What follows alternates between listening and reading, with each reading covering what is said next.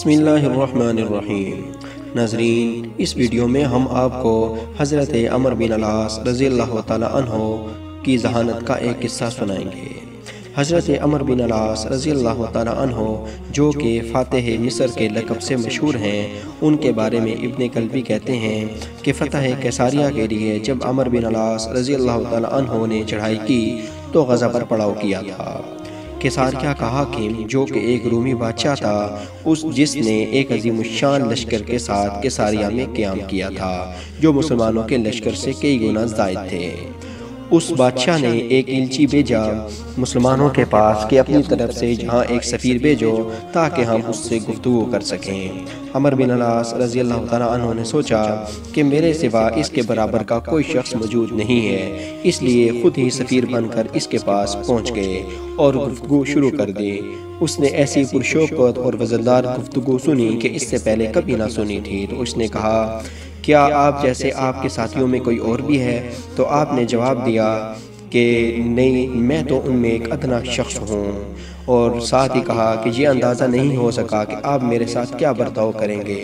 اس سے مقصود یہ تھا کہ ابھی جو بڑے بڑے سردار ہیں وہ اس لیے آپ سے نہیں ملے کہ انہیں آپ کے معاملات کا اندازہ نہیں ہے، میرے ساتھ اگر شریفانہ برتاؤ ہوگا تو وہ بھی آپ سے ملاقات کر سکیں گے۔ چنانچہ اس نے ان کو انعامات اور جوڑے دینے کا حکم دیا اور خفیہ طور پر دروازہ شہر کے دربار کے پاس یہ پیغام بھی بھیج دیا کہ جب یہ شخص دروازے سے گزرے تو اسے قتل کر دیا جائے اور جو سامان اس کے ساتھ ہے وہ لے لیا جائے۔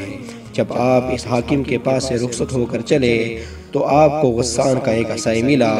آپ کو اس نے پہچان لیا اور کہا، اے عمر، جس خوبی کے ساتھ اس شہر میں داخل ہوئے ہو اسی خوبی کے ساتھ یہاں سے نکل بھی جانا۔ حضرت عمر رضی اللہ تعالی عنہ اس عیسائی کی بات کو سن کر ان کو فوراً معلوم ہو گیا کہ میرے خلاف کوئی سازش تیار کی گئی ہے۔ یہ سن کر پھر واپس اس بادشاہ کے پاس پہنچے۔ بادشاہ نے کہا کہ کیسے واپس آئے؟ آپ نے کہا، میں نے ان ہتھیار پر غور کیا جو آپ نے مجھے عطا فرمائے ہیں، تو میں نے ان کو اپنی شان سے زیادہ پایا اور میں نے یہ سوچا کہ یہ ہتھیار آپ ہی کے پاس چھوڑ کر اپنے پاس سے 10 بندے لے آؤں، تاکہ بجائے اس کے کہ آپ صرف میرے پر احسان کریں، آپ 10 بندوں پر احسان کریں، اس سے آپ کے مرتبے میں اضافہ ہوگا۔ تو اس نے کہا کہ آپ تم نے بالکل ٹھیک کہا، ان کو جلدی لے آئیے، اور دربان کے پاس خفیہ پیغام بھیج دیا کہ اب ان سے تعرض نہ کیا جائے، یعنی ان کو جانے دیا جائے۔ تو عمر شہر سے نکل آئے اور بہت چکنے رہے۔ جب خطرہ سے باہر ہو گئے تو کہنے لگے، اب کبھی اس طرح نہ پھنسوں گا۔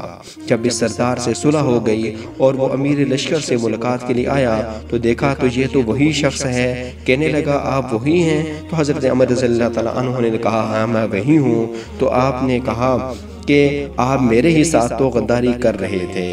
تو حضرت عمر رضی اللہ تعالیٰ عنہ اپنی ذہانت کی وجہ سے قتل ہونے سے بچ گئے۔